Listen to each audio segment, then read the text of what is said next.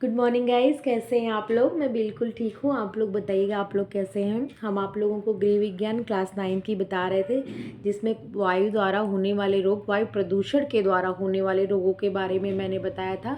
जिसमें उसमें मैंने स्मॉल पॉक्स, चिकन पॉक्स और कह सकते हैं आप मिज़ल्स, जिसे खसरा कहते हैं, 3-4 बीमारियों के बारे में बता दिए थे। आज नंबर है काली खांसी, जिसे वूपिंग कफ कहते हैं। तो आप देख लीजिए, सही से दिख रहा होगा। वूपिंग कफ, यह रोग प्रायः बच्चों को ही होता है। काली खांसी कहते हैं, 100 दिन की खांसी भी कहते हैं। ये शायद हमने बता दिया है वूपिंग कफ। आज नंबर है, देख लेते हैं, बताए होंगे तब भी, नहीं बताए होंगे तब भी। यह रोग प्रायः बच्चों को ही होता है। यह विशेष प्रकार के रोगाणुओं द्वारा फैलता है। यह दुर्बल बच्चों को बहुत परेशान करता है। यदि यह रोग अधिक दिन तक रहे तो यह निमोनिया में बदल जाता है। यदि इस रोग के रोगी बच्चों को चिकित्सा भली प्रकार न हो तो रोगी की मृत्यु तक हो जा सकती है। संप्राप्ति काल, इस रोग का संप्राप्ति काल 1 सप्ताह से लेकर 2 सप्ताह तक रहता है। कितने काल का? इंक्यूबेशन पीरियड जिसे कहते हैं 7 से 14 दिन का होता है इसका। 1 मिनट आप लोग रुक जाइए, शायद क्लियर ना दिख रहा हो।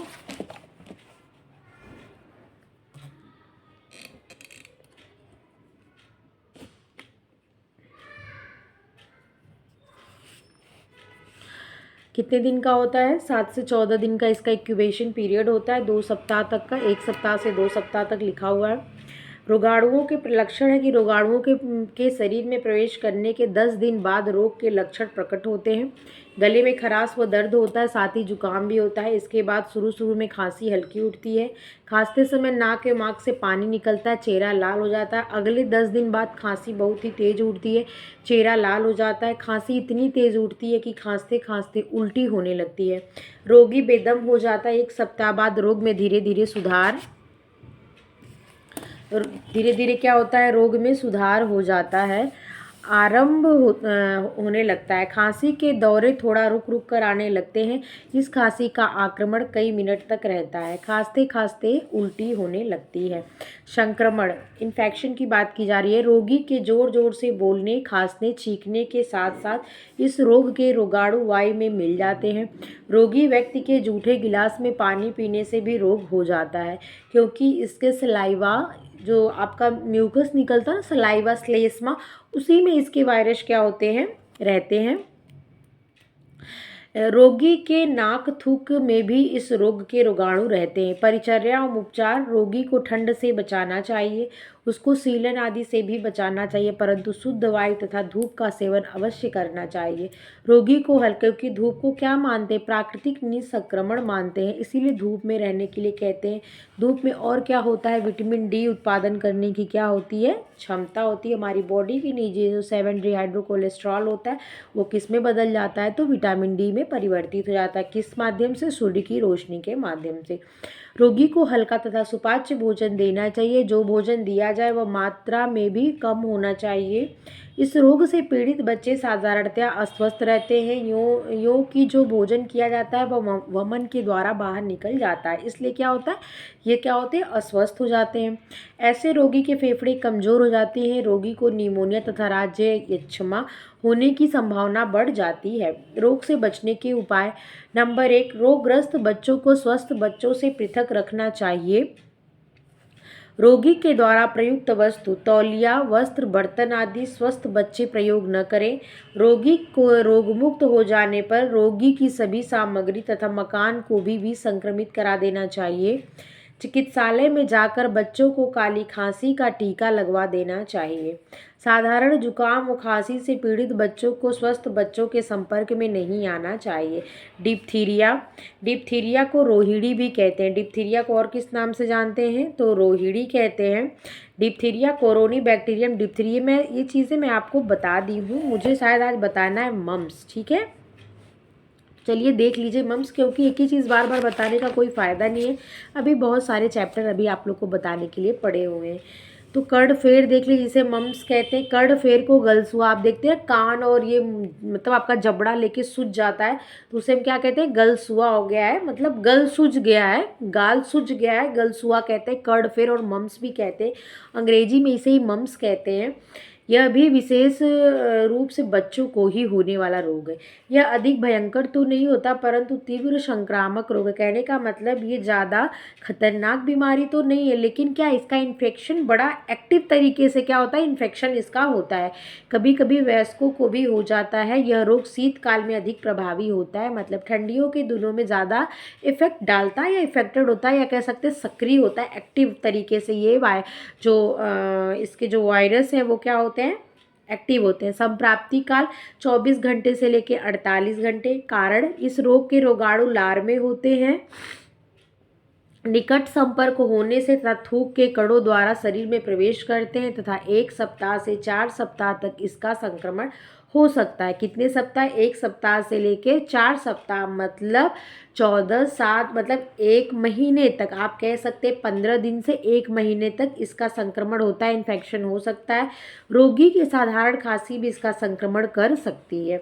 लक्षण, इस रोग में कान के पीछे जबड़े के कोनों में सूजन आ जाती है, गले कान मुंह में पीड़ा होती है, कभी कभी जीभ की ग्रंथियां भी सूज जाती हैं, कुछ खाने पीने में कष्ट होता है, ज्वर भी हो जाता है। सूजन 3-4 दिन में कम हो जाता है, ज्वर भी ठीक हो जाता है, परंतु रोगी लगभग 1 सप्ताह तक इस रोग का संक्रमण कर सकता है। उपचार, रोगी के सूजन वाले भाग पर बेलाडोना प्लास्टर लगाना चाहिए। उपचार क्या है इसका, तो जिस स्थान पर सूजन है उस स्थान पर बेलाडोना प्लास्टर लगाना चाहिए। आयोडेक्स भी लगा सकते हैं। अधिक पीड़ा होने पर गर्म पानी में पोस्ते के दाने डालकर उसमें कपड़ा भिगोकर भली भांति निचोड़कर सिकाई करनी चाहिए। गले पर कपड़ा लपेटकर ठंड से बचाना चाहिए। हल्का भोजन देना चाहिए। बचने के उपाय, नंबर 1, रोगी के अन्य बच्चों से अलग रखिए। नंबर 2, ध्यान रखिए उसका जूठा भोजन अन्य बच्चे न खाएं। नंबर 3, पोटेशियम परमैंगनेट के हल्के घोल से कुल्ला कराएं। नंबर 4, रोगी को खांसते छींकते समय मुंह पर रुमाल रख लेने को कहें। नंबर 5, बच्चों को पूर्ण रूप से स्वस्थ होने तक विद्यालय न भेजें। नंबर 6, इसके प्रयोग की गई वस्तुओं का भी संक्रमण कर दें, मतलब उसको किसी भी तरीके से स्टरलाइज कर दें, मतलब रोगाणुओं से मुक्त कर दें। अगला है इन्फ्लुएंजा। साधारण रूप में इसको फ्लू कहा जाता है। इन्फ्लुएंजा को साधारण भाषा में क्या कहते हैं, तो फ्लू कहते हैं। यह भी संक्रामक रोग है। यह 2 प्रकार का होता है। एक तो ठंड लग जाने पर जो ज्वर चढ़ता है उसको फ्लू कहते हैं। दूसरे, यह महामारी के रूप में फैलता है। महामारी के रूप में यह 30 से 35 वर्ष बाद संपूर्ण विश्व में फैलता है। देखिए कितने, जैसे आप कोविड को देख ले रहे थे, इसमें भी क्या होता है, एक फ्लू की तरह ही क्या होता है, महामारी तो आई थी, क्या होता था, सबको फटाक करके जुकाम होना स्टार्ट हुआ था। और यहाँ साफ साफ लिखा हुआ है कि महामारी का रूप लेकर फैलता है और 30 से 35 साल के बाद संपूर्ण विश्व में ये फैलता है। क्या, फ्लू। इस रोग के फैलने का कारण इन्फ्लुएंजा वायरस नामक सूक्ष्म रोगाणु होता है। यह बहुत सूक्ष्म होता है तथा यह सूक्ष्म दर्शक यंत्रों से देखा जाता है। इसका संप्राप्ति काल क्या है, इसका संप्राप्ति काल कुछ दिनों तक हो सकता है। लक्षण, ठंड लगना, सिर दर्द, जुकाम, छींक, नाक बंद होना इन्फ्लुएंजा के प्रारंभिक लक्षण है। इसमें हाथ पैर कमर में दर्द होता रहता है, साथ में ज्वर भी रहता है। धीरे धीरे आँख तथा नाक में पानी बहने लगता है। शरीर में बहुत अधिक कमजोरी आ जाती है। बेचैनी बहुत अधिक रहती है। ज्वर 2-3 दिन बाद उतर जाता है। संक्रमण, इसका संक्रमण बड़ी शीघ्रता से होता है। इसका रोगाणु रोगी के खांसते छींकते हंसते और जोर जोर से बोलते समय या थूकने पर अदृश्य कणों के द्वारा दूसरे व्यक्ति तक पहुंच जाता है। रोगों के प्रत्यक्ष संपर्क से तथा उसके द्वारा प्रयुक्त किए गए वस्त्रों आदि के प्रयोग से भी स्वस्थ व्यक्ति को रोग का संक्रमण हो जाता है। परिचर्या एवं उपचार, रोगी को तुरंत ही बिस्तर पर लिटा देना चाहिए। उसको ठंड से रक्षा करनी चाहिए। गले और नाक की साधारण नमक के गर्म घोल से गरारे करके सफाई करनी चाहिए। आगे देख लीजिए। बहुधा डॉक्टर पेनिसिलिन व डाइक्रिस्टलिन के इंजेक्शन से रोग की प्रबलता को कम करते हैं। किस रोग को, तो जब आपको इन्फ्लुएंजा हो गया हो, हिंदी में फ्लू हो गया हो, तो कम करने के लिए पेनिसिलिन या डाइक्रिस्टलिन के इंजेक्शन दिए जाते हैं और इसके प्रभाव को कम करता है बस। इसलिए रोगी को डॉक्टर को दिखाना लाभकारी होता है। रोग से मुक्त होने पर स्वास्थ्य लाभ करते समय यदि रोगी को ठंड लग जाती है तो उसे ब्रोंकाइटिस, निमोनिया या हृदय रोग हो जाता है। जिसमें आप देख रहे थे कि जैसे आपको कोविड हो रहा था तो उसमें भी क्या हो रहा था, निमोनिया ही हो रहा था, ब्रोंकाइटिस हो रहा था, आपके जो लंग्स हैं वो खराब हो रहे थे, उससे क्या आपको निमोनिया हो रही थी, यही सब चीज़ें आपको हो रहा था। क्या कहते हैं, कोविड में भी, कोरोना जो वायरस आया था उसकी वजह से भी, उसमें भी जो स्टार्टिंग के लक्षण थे फ्लू टाइप के ही होते थे, लोग समझ नहीं पाए, सबको लगता था बस फ्लू ही है, सर्दी जुकाम ठीक हो जाएगा। जब इसकी तीव्रता को लोग जाने तो फिर ध्यान देना स्टार्ट किए। रोग से बचने के उपाय: नंबर 1, रोगी की अन्य व्यक्तियों से पृथक रखना चाहिए। नंबर 2, रोगी द्वारा प्रयोग की गई वस्तुओं को निसंक्रमित करना चाहिए। नंबर 3, वातावरण को स्वस्थ रखना आवश्यक है, पर्याप्त निद्रा और विश्राम भी आवश्यक है। खांसते व छींकते समय रुमाल का प्रयोग करना चाहिए। उसे बाद में उबाल कर साफ कर लेना चाहिए। शुद्ध वायु का सेवन करना चाहिए। साधारण नमक डालकर जल से नाक, गले व मुंह को साफ करना चाहिए। अगला आता है क्षय रोग, जिसे टीबी, ट्यूबरकुलोसिस कहते हैं। क्षय रोग अनेक नामों जैसे टीबी, तपेदिक, राजछम्या आदि से भी जानी जाती है। क्षय रोग माइक्रोबैक्टीरियम ट्यूबरकुलोसिस जीवाणुओं द्वारा फैलता है। ये किससे होने वाली बीमारी है, तो जीवाणुओं द्वारा, ठीक है, ध्यान रखिएगा। यह वायु द्वारा फैलने वाला अत्यंत भयानक रोग है जो प्राणघातक भी होता है। यह मनुष्य को कार्य करने के लिए अयोग्य बना देता है। अब इस रोग पर पर्याप्त नियंत्रण कर लिया गया है। क्षय रोग के प्रकार: मुख्यतः क्षय रोग दो प्रकार के होते हैं, एक फुफ्फुसीय, दूसरा अफुफ्फुसी, ठीक है। जो प्रभाव फेफड़े पर डालती है उसे फुफ्फुसी कहते हैं। जो क्षय रोग मनुष्य के फेफड़ों पर प्रभाव डालती है वह फुफ्फुसीय क्षय रोग होता है। प्राय इसी प्रकार का क्षय रोग अधिकतर लोगों में पाया जाता है। अफुफ्फुसी ये जो होता है ना, हड्डियों वगैरह में होता है। जो क्षय रोग फेफड़ों के अतिरिक्त शरीर किसी अन्य भाग में होता है उसे अफुफ्फुसीय क्षय रोग कहते हैं। अफुफ्फुसीय क्षय रोग आंतों, हड्डियों और ग्रंथियों, जो ग्लैंड्स वगैरह में ये होता है। प्रसार फैलता कैसे: रोगी के शरीर, मलमूत्र, कफ द्वारा निकलकर लगभग 1 या 1.5 मीटर ऊंचाई तक के वायुमंडल में उड़ते हैं। कितने ऊंचाई तक? 1 से 1.5 मीटर की ऊंचाई तक वायुमंडल में क्या करते हैं, ये उड़ते रहते हैं। कैमरे की दीवारों व फर्नीचर पर यह महीन जीवित रहते हैं तथा स्वस्थ व्यक्ति के मुंह एवं नाक द्वारा शरीर में प्रवेश करते हैं। भारत में लगभग 80% व्यक्ति फेफड़े की टीबी से ग्रसित रहते हैं। कारण: टीबी के मुख्य कारण निम्न हो सकते हैं। नंबर 1, अपोषण, कुपोषण, यही ज़्यादा कारण है। इन्फेक्शन भी है बट ये ज़्यादा कारण है क्योंकि आपकी शरीर कमज़ोर होती है, लड़ने की क्षमता नहीं होती है, तुरंत ये क्या करती है, इन्फेक्शन, मतलब इन्फेक्टिव हो जाते हो और इफेक्ट डालना ये स्टार्ट कर देते हैं। गंदे व शीलन युक्त स्थान, अधिक संतानोत्पादक, अधिक चिंताएं अथवा मादक वस्तुओं के अधिक सेवन से इस रोग की होने की संभावना होती है। नंबर 2, रोगी के संपर्क में आने से भी अन्य व्यक्ति रोग के शिकार हो जाते हैं। नंबर 3, किसी को रोग हो जाने पर अज्ञानतावश जब उसकी पहचान व चिकित्सा नहीं होती तब यह रोग उसके शरीर में पूर्ण रूप से जकड़ लेता है। फिर उसका ठीक होना यदि असंभव नहीं है तो कठिन अवश्य होता है। यदि धनवान हो तो इसे ठीक होना असंभव ही यदि धनाभाव हो तो इसे ठीक होना असंभव ही समझना चाहिए। लक्षण: इस रोग की विशेषता यह होती है कि आरंभ में इसका पता ही नहीं लगता। जब यह शरीर में पूर्ण रूप से व्याप्त हो जाती है तो निम्नलिखित लक्षण प्रकट होते हैं। आरंभ में हर समय हल्का हल्का ज्वर रहना, बलगम खांसी होना, भूख कम होना, हर समय थकावट का अनुभव होना आदि लक्षण दिखाई देते हैं। रोगी कमजोर होने लगता है, नाड़ी की गति तीव्र हो जाती है, छाती में पीड़ा होती है तथा खांसी के साथ खून आने लगता है। कुछ समय के पश्चात रक्त के थक्के निकलने आरंभ हो जाते हैं। थोड़ी परिश्रम से ही सांस फूलने लगती है तथा रोग अवरोधक क्षमता कम होने लगती है। रोग का निदान: रोग की आशंका होने पर तुरंत किसी कुशल विशेषज्ञ से इस रोग की जांच करवानी चाहिए। डॉक्टर इसकी जांच के लिए फेफड़े का एक्सरे करवाने की सलाह देता है। यदि किसी को यह रोग है तो एक्सरे में फेफड़े में छाला या गड्ढे से दिखाई देंगे। यही इस रोग की पहचान होती है। रोग की जांच होने पर तुरंत इस रोग की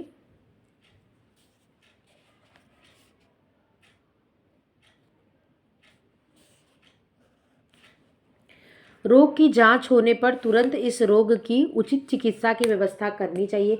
किसी समय यह रोग बिल्कुल असाध्य समझा जाता है, मतलब ठीक नहीं होता। इसे किस नाम से जानते हैं तो ये ध्यान रखिएगा, इसे राज रोग भी कहा जाता है। परंतु अब चिकित्सा विज्ञान के रोगों के संबंध में इसकी सफलताएं अर्जित कर ली गई हैं। इसी के लिए डॉट्स आपको पता होगा, जो सामुदायिक केंद्र होते हैं, फ्री में गवर्नमेंट के द्वारा ये सुविधाएं दी जाती हैं। कठिन से कठिन रोग का भी निदान भली भांति हो जाता है। हाँ, यह बात अवश्य है कि कुछ रोगों के निदान में धन अधिक खर्च होता है। फिर भी पहले टीबी का इलाज करने के लिए रोगी को टीबी सैनिटोरियम में भर्ती होने की सलाह दी जाती थी। और ये कहाँ बनाया जाता है सैनिटोरियम, तो आपको पता है कि ये कहाँ बनाया जाता है। या तो पर्वतीय स्थानों पर बनाया जाता है या समुद्री के किनारे सैनिटोरियम को बनाया जाता है। क्यों? क्योंकि यहाँ पे O3 जो होता है, ओजोन गैस पाई जाती है और इसके इलाज में फ़ायदेमंद होती है। परंतु अब यदि रोग अपनी आरंभिक अवस्था में है तो घर पर ही कुछ विशेष दवाओं का परहेज से इस रोग में निदान होने में कोई कठिनाई नहीं होती। उपचार क्या है? सर्वप्रथम रोग की आशंका होते ही कुशल डॉक्टर से उसकी सलाह दी। जैसे अगर आपको खांसी 2 हफ्ते से ज़्यादा आ रही है, महीने हो गए, तो आपको क्या करना चाहिए? इसकी जांच जरूर करवानी चाहिए। नंबर 2, रोगी को चिंता मुक्त रखिए। नंबर 3, उसे पूर्ण विश्राम दीजिए। नंबर 4, इस रोग का मुख्य कारण शरीर की निर्बलता है, अतः स्वास्थ्य लाभ के नियमों का पालन करके शरीर को सबल बनाएं। नंबर 5, स्वस्थ वातावरण, शुद्ध एवं पौष्टिक भोजन, चिंता रहित जीवन यापन, स्वास्थ्य लाभ के विशेष प्रभावकारी नियम। नंबर 6, डॉक्टर के आदेशानुसार नियमित रूप से औषधियों का सेवन कराइए। ज्वर की दशा में पूर्ण विश्राम अपेक्षित है। उसकी भूख बढ़ाने के लिए विटामिन बी कॉम्प्लेक्स देना चाहिए, जिससे वह पौष्टिक भोजन जैसे दूध, अंडा, मांस, मछली, मेवे आदि पचा सके। इसके अतिरिक्त हरी सब्जी व फल भी देना चाहिए।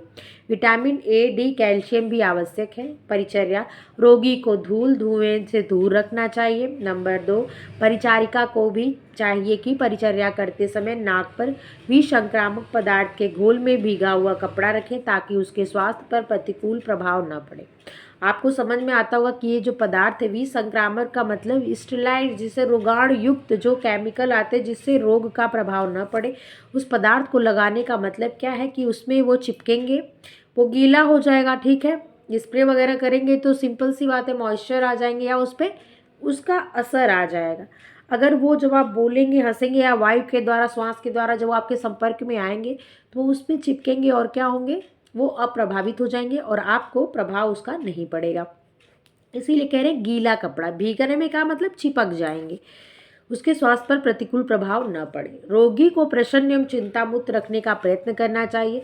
सर्दी में बचना चाहिए। स्वस्थ हो जाने पर भी समय समय पर रोग की जांच करवाते रहने से पुनः रोग उभरने का अवसर नहीं आ सकता। बचने के उपाय, टीबी से बचने व उसकी रोकथाम के लिए बच्चों को 6 महीने, आपको पता है जन्म के 1 सप्ताह से लेके 1 महीने के अंदर क्या होता है, BCG का टीका तुरंत लगवाया जाता है। 6 महीने का होने से पूर्व ही BCG का टीका अवश्य। इसी के बाद मैं अभी नेक्स्ट चैप्टर या नेक्स्ट यूनिट नहीं स्टार्ट करके आपको टीकाकरण भी यहीं से बता दूंगी। ठीक है, उससे क्या हो जाएगा, एक चैप्टर और कंप्लीट हो जाएगा। और क्या है, ये सब इंपॉर्टेंट चैप्टर है जो कि आपके एग्जाम में क्वेश्चन आने ही आने हैं। 6 महीने का होने से पूर्व ही BCG का टीका अवश्य लगवा देना चाहिए तथा प्रति 3 वर्ष पश्चात तक लगवाते रहना चाहिए। इससे शरीर में रोग प्रतिरोधक क्षमता बढ़ जाती है और रोगों की संभावना नहीं होती। दूसरा नंबर क्या है, शुद्ध व स्वस्थ वातावरण में रहना चाहिए। घरों, मोहल्ले, नगर की स्वच्छता की ओर ध्यान देना चाहिए। पौष्टिक भोजन व आवश्यक व्यायाम से शरीर में रोग रोधक क्षमता में वृद्धि करनी चाहिए। रोग को टीबी अस्पताल या घर में अलग कमरे में रखना चाहिए। डॉट्स का भी उपयोग करना चाहिए, ध्यान दीजिएगा। मैं आपको भी डॉट्स का फुल फॉर्म भी बता दूंगी या शॉर्ट्स के रूप में डाल दूंगी। रोगी के शरीर की गंदगी या विसंक्रमण करना चाहिए अथवा जला देना चाहिए। यहाँ पे ये चैप्टर फिनिश हो जाता है, आप देख लीजिए। इसके इंपॉर्टेंट्स बिंदु। संप्राप्ति काल को उद्भवन काल भी कहते हैं, इंक्यूबेशन पीरियड भी कहते हैं, मैं आपको पहले ही बता दी हूँ। संप्राप्ति काल वह समय अवधि है जब संक्रमण होने के बाद लक्षण प्रकट होने आरंभ होते हैं। आपको इन्फेक्शन हो, आप इन्फेक्टेड हो गए हो लेकिन उसके लक्षण नहीं आए, जिस दिन उसका लक्षण आएगा उसके बीच का जो पीरियड होता है वही इंक्यूबेशन पीरियड होता है। चेचक, छोटी माता, खसरा, काली खांसी, डिप्थीरिया, इन्फ्लुएंजा आदि वायु द्वारा होने वाले रोग हैं। चेचक रोग वायरस के कारण होता है, इस वायरस को वेरियोला वायरस कहते हैं। चेचक की टीके की खोज 1798 ईस्वी में इंग्लैंड के एडवर्ड जेनर महाशय ने की थी। भारत में कब हुआ था तो 1897 में क्या हुआ था, भारत में इसका शुभारंभ हुआ था इस टीके का, जो कि भारत सरकार द्वारा लगवाना अनिवार्य था और लगवाए जा रहे थे। खसरे के लक्षण, खसरा में नाक और गले में सूजन और ज्वर आ जाता है। मम्स जिसे मीजल्स जिसे कहते हैं। आँख में पानी बहता है। ज्वर के तीसरे चौथे दिन समस्त शरीर पर लाल दाने आते हैं, जिससे पूरा शरीर क्या होता है, लाल दिखाई देता है। यहाँ पे ये चैप्टर क्या होता है आपका समाप्त होता है। कल टीकाकरण पढ़ाऊँगी। उसके बाद जो है आपका नेक्स्ट यूनिट स्टार्ट हो जाएगा वस्त्र और सूत। ये आपको इजी रहेगा, इसको मैं फटाफट बताने की कोशिश करूँगी क्योंकि ये सब मैं आपको पहले भी टेक्सटाइल में बता चुकी हूँ। आप लोग को अगर मेरी वीडियो अच्छी लगी तो आप लोग लाइक शेयर सब्सक्राइब कर दीजिएगा। मेरी वीडियो देखने के लिए आप लोग का बहुत धन्यवाद। अपना ध्यान रखिएगा। Take care.